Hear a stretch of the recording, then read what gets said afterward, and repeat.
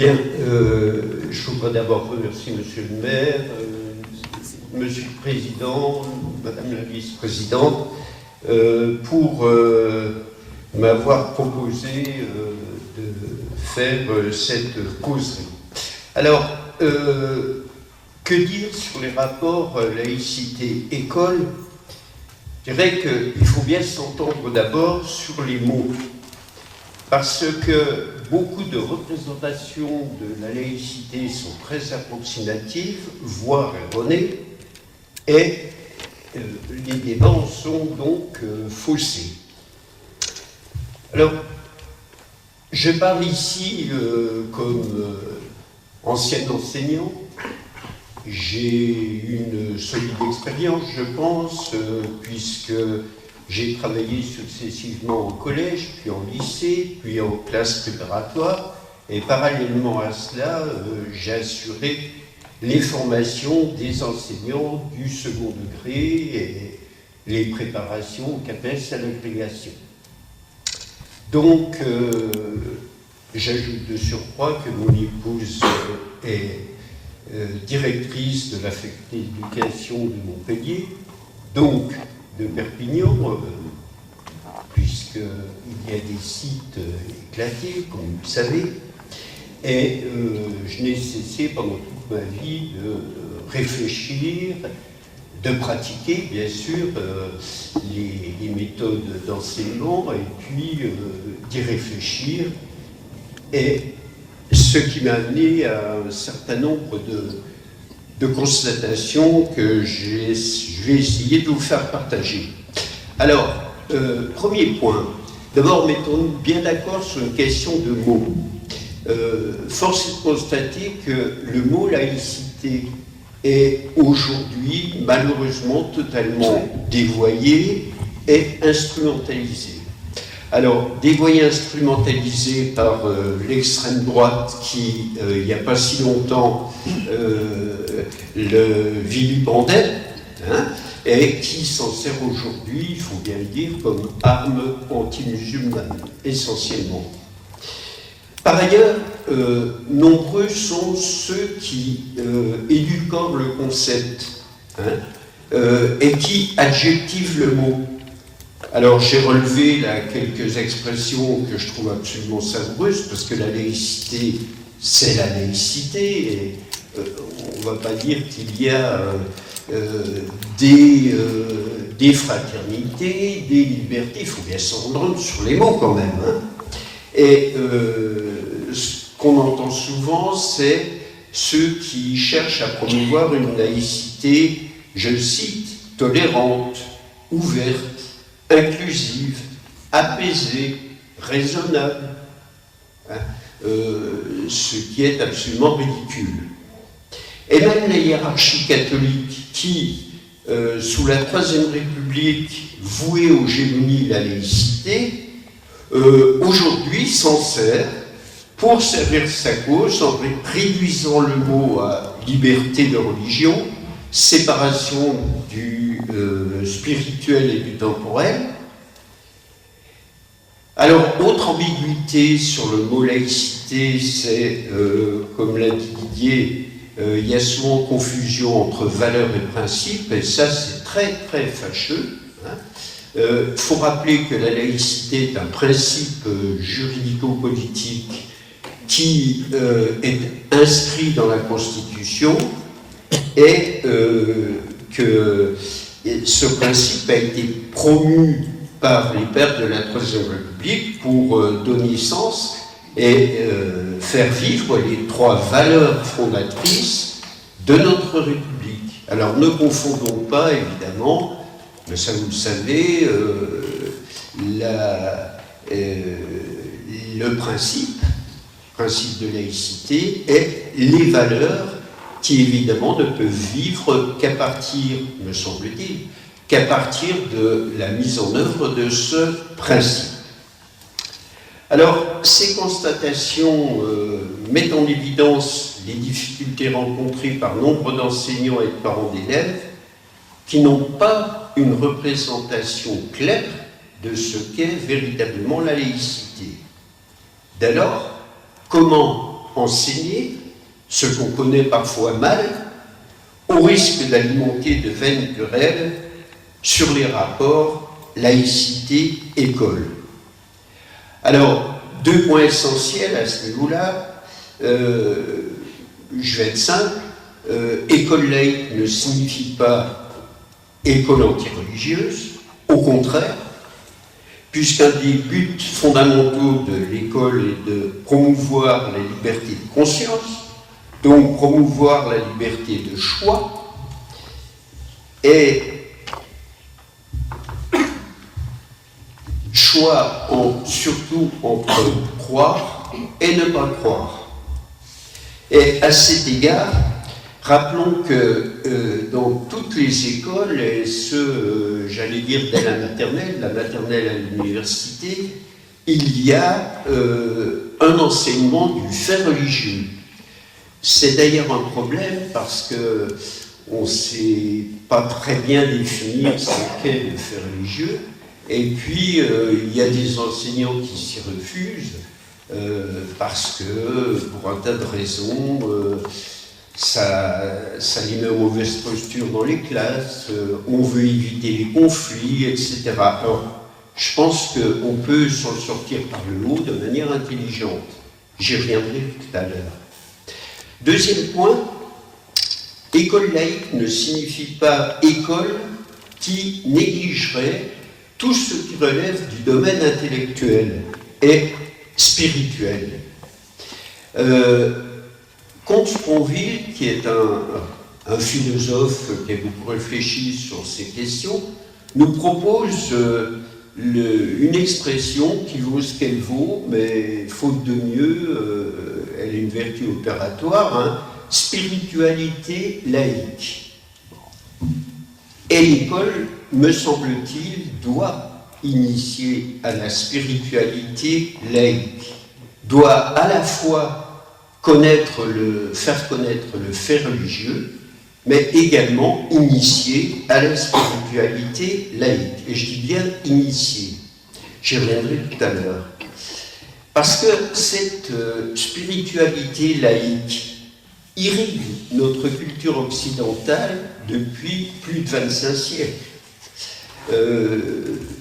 On en parlait tout à l'heure, mais c'est vrai que cet aspect est souvent négligé.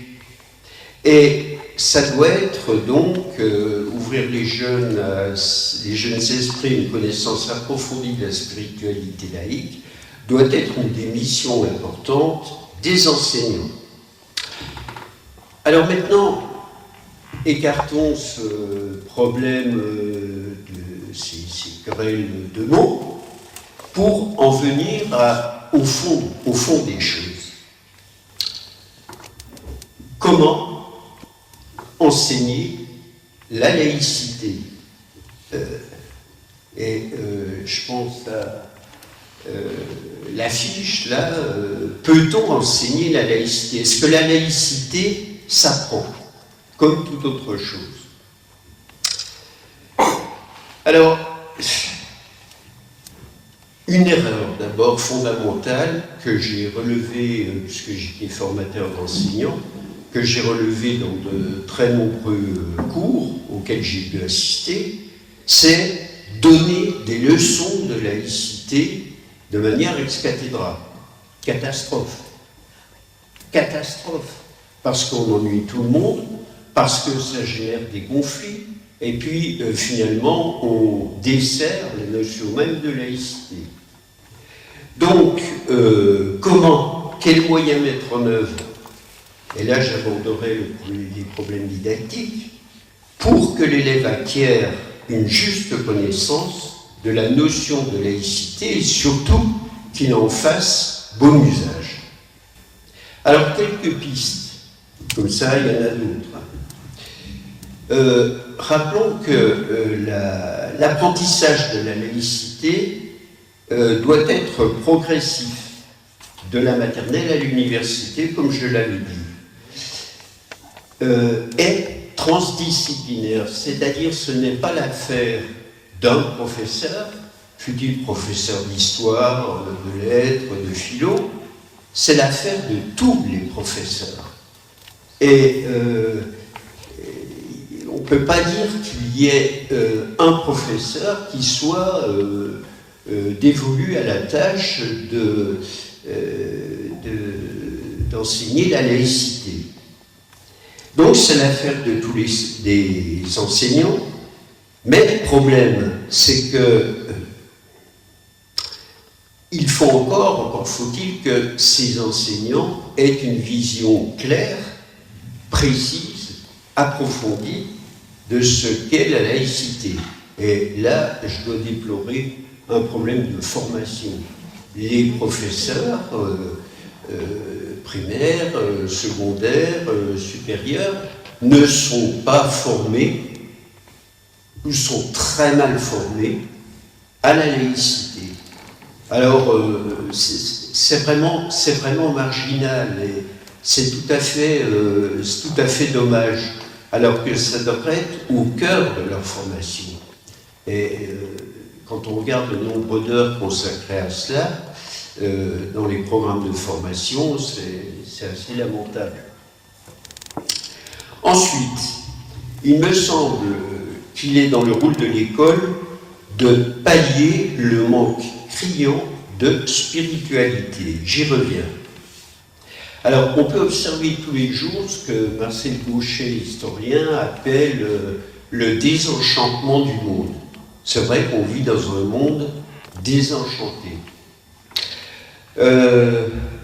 On peut déplorer, certains déplorent la sortie de la religion. Et parallèlement, on voit bien que se développe dans notre pays, puis dans d'autres, une soif nouvelle de spiritualité. J'en ai pour preuve, par exemple, le succès des retraites, des pèlerinages de toutes sortes, des livres, des revues de spiritualité, d'ésotérisme. Donc on voit bien qu'il y a un manque. Et je pense que l'école, ça doit être une de ses missions, est là pour pallier ce manque. Didier en a parlé tout à l'heure, et c'est vrai que ça doit être un rôle essentiel. Comme écrit Abénour Bidard, qui fut un membre de l'Observatoire de la laïcité, il n'y a pas si longtemps, je cite, parce que je crois qu'il a très bien vu le problème. Abénour Bidard dit « Notre crise majeure n'est ni économique, ni financière, ni écologique, ni sociopolitique, ni géopolitique. C'est une crise spirituelle, d'absence radicale de vision d'un sublime dans l'homme qui serait partageable entre tous, athées, agnostiques et croyants. » Et il dénonce, en particulier, je pense à un article du Monde, les forces intellectuelles et sociales qui condamnent l'être humain, je cite, à une existence sans aucune verticalité. Nous avons donc un besoin urgent de retrouver la pensée symbolique, poétique, et pour cela nous avons autant besoin de sages et de poètes que d'experts. Or malheureusement, on vit dans le règne des experts. Et l'école a un rôle éminent à jouer, comme je l'ai dit, pour promouvoir cette spiritualité laïque, parce qu'elle est la condition sine qua non de l'exercice de la liberté de conscience, donc de l'esprit critique. Alors, si je devais en une phrase formuler ce rôle de l'école dans l'initiation à la spiritualité, je dirais la chose suivante. Il faut offrir à nos jeunes des regards croisés sur les grandes civilisations, montrer l'Europe, par exemple, dans le miroir de l'Asie et du Proche-Orient, connaître les religions et les spiritualités pour mieux comprendre les hommes. Alors, c'est ce que je me suis efforcé de faire dans le dernier livre qui vient de paraître, que j'ai intitulé « L'émancipation vers un bonheur à hauteur d'homme ». Alors, il y a deux choses. D'abord, d'où vient cette émancipation, d'où vient la laïcité? Et elle ne vient pas, comme on le croit, simplement des philosophes des Lumières, des pères fondateurs de la Troisième République. En fait, elle vient de très très loin, elle vient des Grecs. Et puis, vers un bonheur à hauteur d'homme, c'est-à-dire, c'est un aspect qu'on néglige souvent, et ça veut dire tout simplement l'initiation à la spiritualité dont je parlais. Alors, j'ai montré dans le livre notamment que les sources de l'émancipation laïque, comme je l'ai dit, ne viennent pas de manifestations politiques, intellectuelles plus ou moins récentes. Elles viennent de très loin, elles viennent des philosophes grecs. Hein. Et ça nous amène au 7e siècle avant Jésus-Christ quand même, avec des philosophes comme Thalès de Milet, Pythagore, pour ne citer que les deux principaux, et puis un petit peu après, Lucrèce, par exemple, chez les Latins. Mais Lucrèce qui a repris des fondamentaux d'Épicure. Donc, n'allons pas croire que ces philosophes sont difficiles d'accès, pas du tout. Hein. Il faut simplement les mettre intelligemment à portée de nos élèves et montrer que la sempiternelle formule qu'on entend toute la journée, les racines chrétiennes de la France, mais quelle farce! Parce que, évidemment, il ne s'agit pas de les nier. On sort, on voit une église, bon, c'est sûr. Mais elles ne sont pas les seules, ni même peut-être les plus importantes. Dans l'art, peut-être. Mais pour le reste, nous sommes les héritiers des révolutions, des Lumières, et puis de manière plus profonde, comme je vous l'ai dit, de l'enseignement de tous ces philosophes depuis Thalès de Milet. Alors, sans s'en rendre compte, sans le savoir, peut-être, mais les idées sont là. Hein. Et ces philosophes grecs qu'on appelle parfois présocratiques, alors que certains ont vécu au moment de Socrate, ces philosophes font bien la différence entre croire et ne pas croire. Ces philosophes montrent bien qu'il faut absolument développer tous les champs du savoir. Alors, ces philosophes, précisément, et c'est ce que j'insiste, donc j'insiste là-dessus dans le livre, nous invitent à 3 impératifs. Premièrement, ça va être très simple, hein, observer rationnellement le monde, en nous méfiant des préjugés, des idées reçues. Observer, voir, tout est là. Regardez. Deuxième axe, avoir le courage de nous servir de notre propre entendement. Vous avez reconnu là une formule célèbre de Kant. Hein. Moi, je dirais qu'il y a 2 formules absolument essentielles qu'il faut avoir à l'esprit quand on enseigne. C'est d'abord le chaoté de Spinoza. Chaoté, c'est-à-dire, le mot latin signifie méfie-toi. Méfie-toi de l'erreur. Méfie-toi du préjugé. Méfie-toi des prêchis-prêchats. Et puis, deuxième mot d'ordre qu'on trouve chez Kant, sapere aude, c'est-à-dire ose savoir. Parce qu'il faut du courage. Il faut du courage pour oser savoir. Et là, on est en plein sur un des principes fondamentaux de notre école républicaine. Hein, apprendre aux élèves à oser savoir. Et évidemment, on voit que ce qui peut se passer, qu'a signalé Didier, la remise en cause de fondamentaux scientifiques, hein, Darwin, etc., c'est quelque chose d'absolument catastrophique.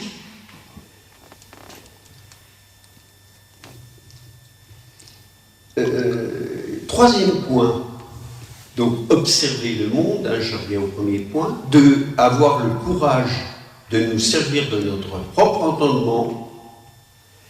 Et enfin 3, surtout, et c'est ce que j'essaie de montrer dans le bouquin, surtout trouver le chemin d'un bonheur terrestre en recherchant ce que les appelaient l'ataraxie, c'est-à-dire l'absence de trouble, l'absence de peur de l'au-delà, de peur de la mort. Je me rappelle là une formule célèbre de Diderot, ça doit être dans le rêve d'Alembert, vivant, j'agis et je réagis en masse. Mort, j'agis et je réagis en molécules. Donc la mort n'existe pas. C'est un vaste cycle. Et je vous invite à lire un livre absolument merveilleux de Lucrèce, qui est un poète du 1er siècle après Jésus-Christ, qui reprend donc les maximes d'Épicure. C'est le De Natura Rerum, qu'on traduit par de la nature, hein, de la nature des choses. Et dans ce livre, Lucrèce nous montre le chemin du bonheur terrestre. C'est-à-dire que pendant des siècles, on nous a montré que le bonheur, il était dans l'au-delà. Il était, comment dire, que toute notre vie devait être organisée en fonction de ce qui nous attend dans l'au-delà. Les philosophes grecs, j'y reviens, nous montrent exactement le contraire. C'est-à-dire, vis maintenant, vis au présent, regarde. Et je trouve qu'il y a une proximité extraordinaire entre des philosophes comme Thalès, Pythagore, etc., et les écrivains contemporains. Hein. Par exemple, je pense à Colette. Colette, c'est extraordinaire, c'est de l'Épicure d'aujourd'hui. Hein. Quand elle dit, je pense à, dans son livre Sido, quand Sido, la mère de Colette, montre à la jeune enfant le jardin de la maison et lui dit « Regarde, regarde ». Par exemple, le merle qui est en train de manger les cerises. Hein, et apprend à connaître le monde. Ça, c'est un des buts fondamentaux de l'école. Alors, je vais conclure en vous disant trêve de vaines querelles. Il faut apprendre à nos élèves à observer et à penser rationnellement en toute liberté, et comme Épicure, Lucrèce et Voltaire, cultiver notre jardin. Vous vous rappelez à la fin de Candide, cultivons notre jardin. Alors on peut le voir de deux façons. Cultivons le jardin qui est autour de nous, qui est chez nous, et pour cela observons la nature. J'ai des images encore très belles en tête de notre instituteur, c'était au CM2, qui régulièrement nous menait au jardin, nous menait dans son jardin et nous apprenait à regarder, nous apprenait à voir. Et c'est peut-être le meilleur que j'ai tiré de l'école primaire. Cultiver notre jardin pour trouver justement ce bonheur à hauteur d'homme qui nous manque tant aujourd'hui, où nous vivons dans un monde qui est de plus en plus privé de spiritualité, de verticalité, on dit, aujourd'hui. Donc, pour me résumer, je fixerai ces deux horizons d'attente fondamentaux et indissociables à notre enseignement. Premièrement, apprendre à pratiquer la liberté de conscience. Et pour cela, deuxième point, mais évidemment les deux sont concomitants, développer l'esprit critique des jeunes. Alors là, il y a du travail. Il y a du travail parce que les jeunes sont tellement sollicités par des donneurs de leçons, par les médias, par... il y a tout un faisceau qui fait qu'on ne leur apprend pas vraiment à penser par eux-mêmes, alors que ça devrait être un des buts fondamentaux de l'école. Et apprendre à pratiquer la liberté de conscience, développer l'esprit critique, permettent à ces jeunes, justement, d'être en capacité d'assumer leurs choix, surtout dans notre monde en crise tel qu'il est actuellement. Voilà ces quelques remarques. Si vous avez quelques questions, je suis prêt à y répondre. C'est pour ça que je suis